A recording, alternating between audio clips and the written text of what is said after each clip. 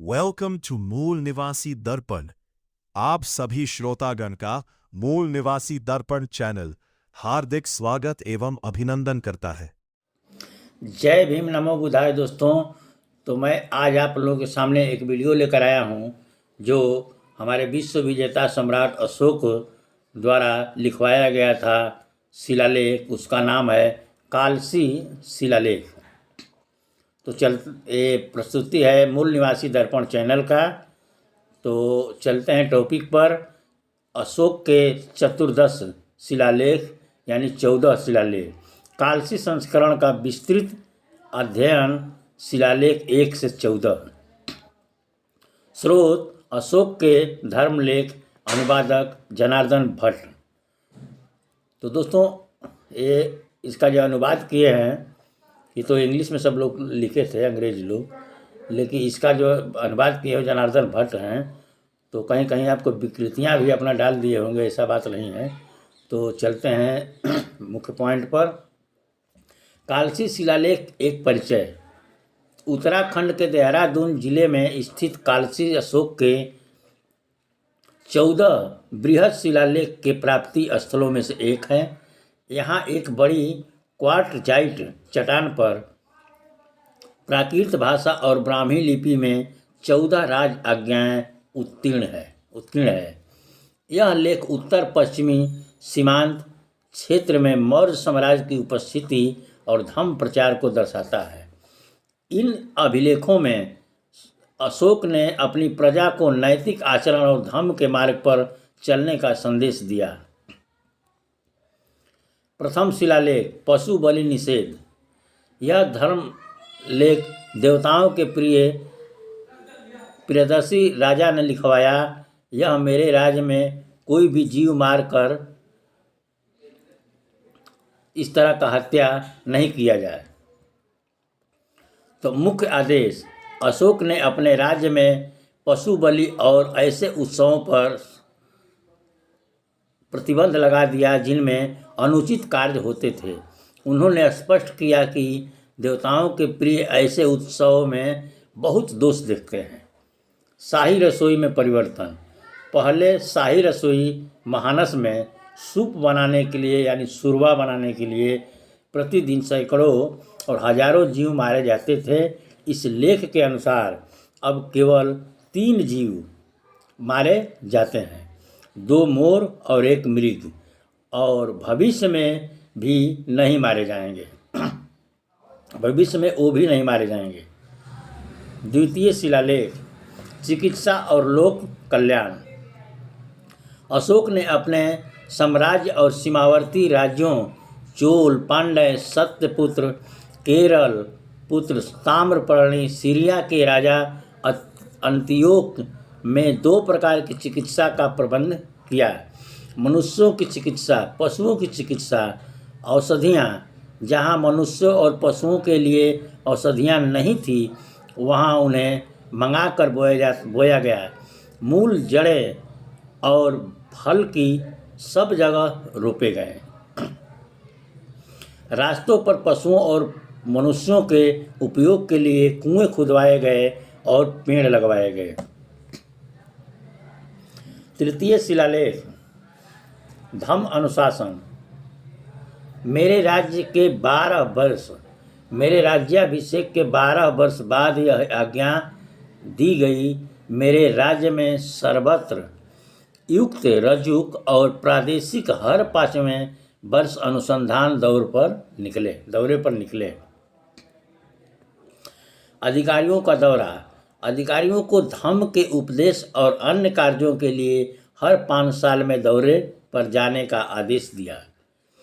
धम्म के नियम। माता पिता की सेवा, मित्रों, परिचितों, ब्राह्मणों और समणों को दान, जीव अहिंसा और खर्च अल्प व्यय उत्तम है। परिषद का आदेश। परिषद भी युक्तों कर्मचारियों को गणना के लिए कारण और अक्षरश आदेश देगी। चतुर्थ शिलालेख भेरी घोष से धम्म घोष।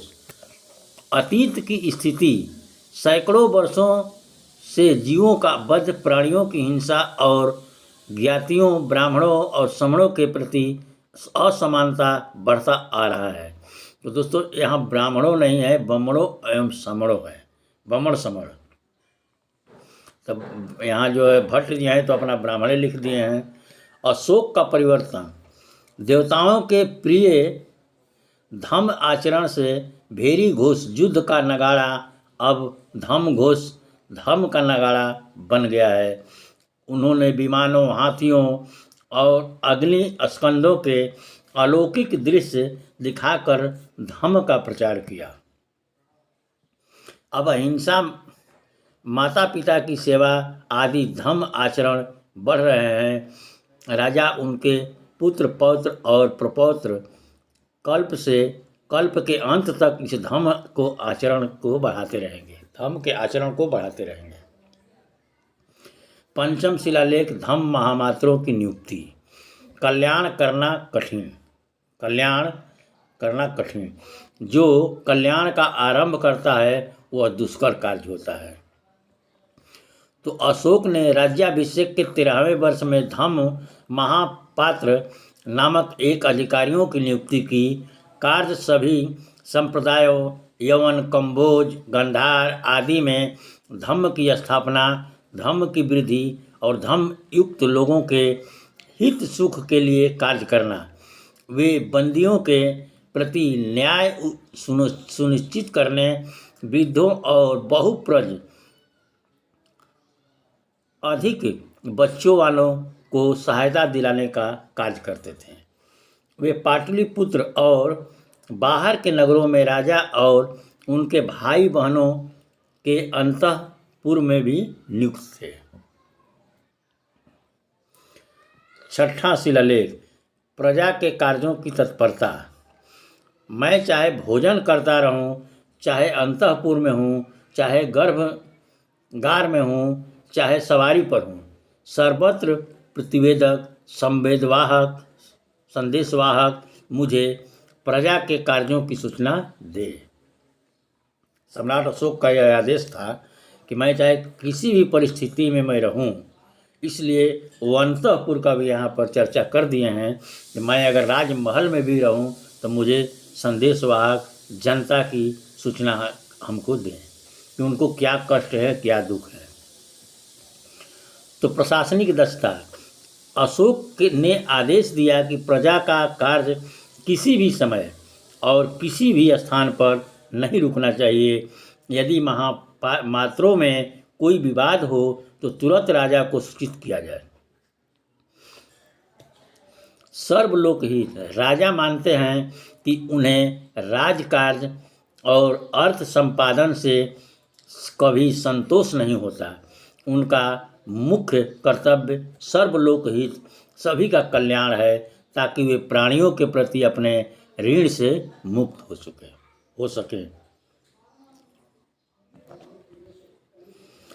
सातवां शिलालेख, सप्तम और अष्टम, सातवां और आठवां।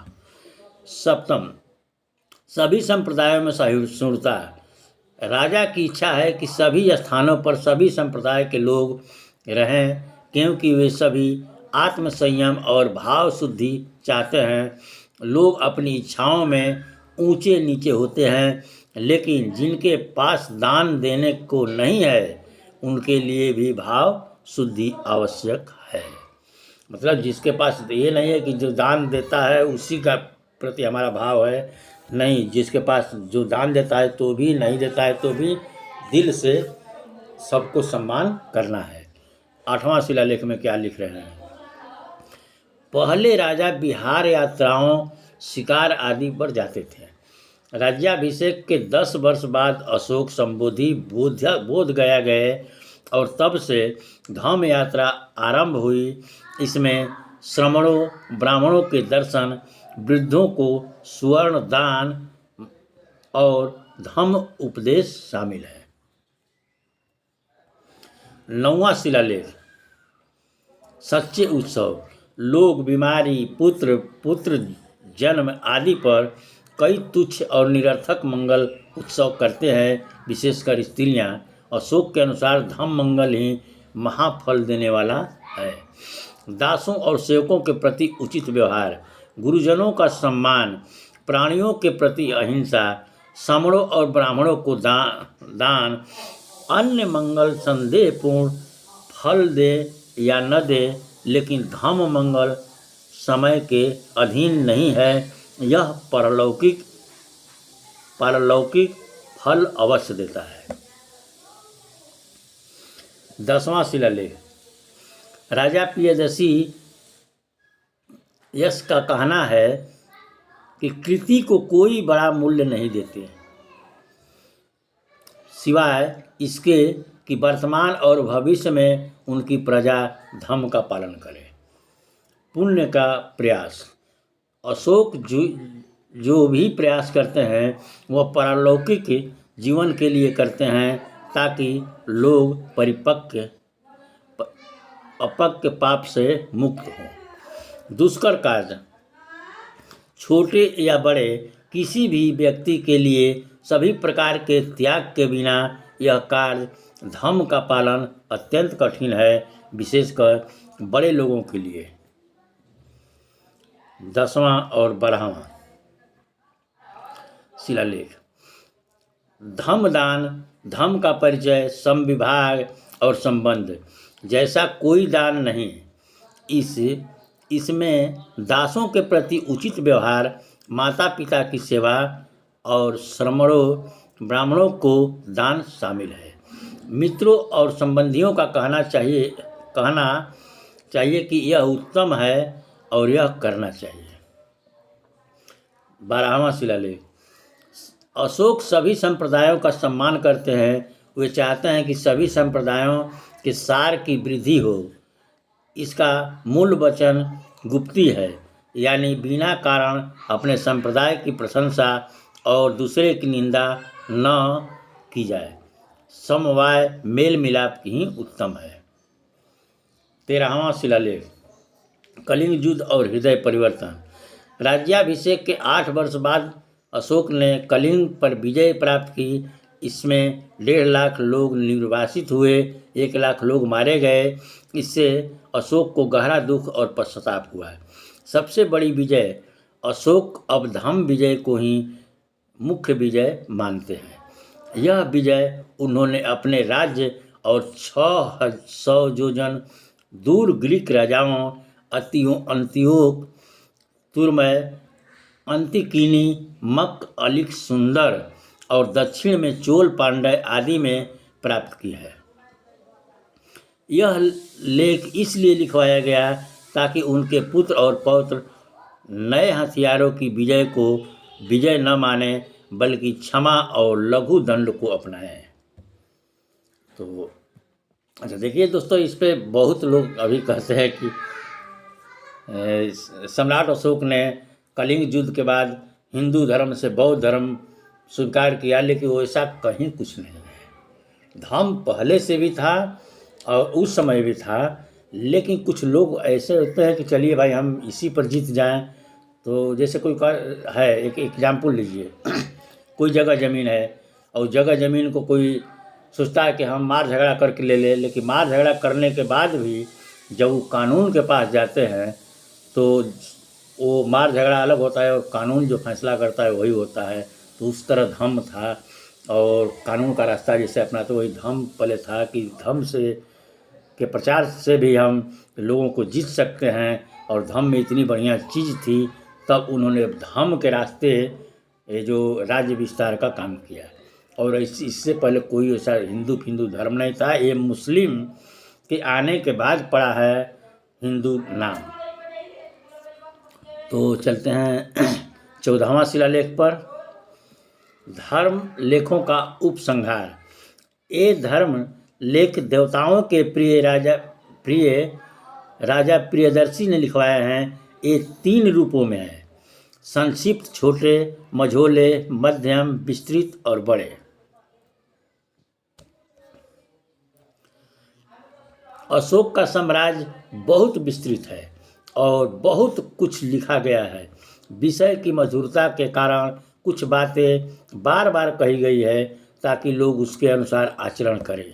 लेखन में त्रुटियाँ, यदि कोई बात अधूरी रह गई है तो उसका कारण स्थान का विचार, लेख का कट जाना, अपूर्ण होना या लिपिकार का अपराध हो सकता है। तो दोस्तों, ये था हमारे विश्व विजेता सम्राट अशोक का कालसी शिलालेख, जहाँ 14 शिलालेख लिखवाए थे।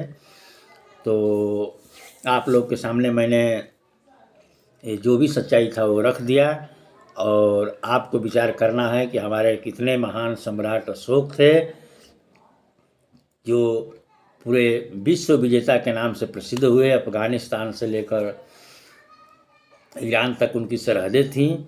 तो दोस्तों, अगर ये वीडियो पसंद आया है तो आप कृपया चैनल को लाइक, सब्सक्राइब एवं कमेंट शेयर करें। तो इस वीडियो में इतना ही, फिर मिलेंगे अगले वीडियो में। तब तक के लिए आप अपना और अपने परिवार का ख्याल रखें। सबको जय भीम, नमो बुद्धाय, जय मूल निवासी, जय संविधान।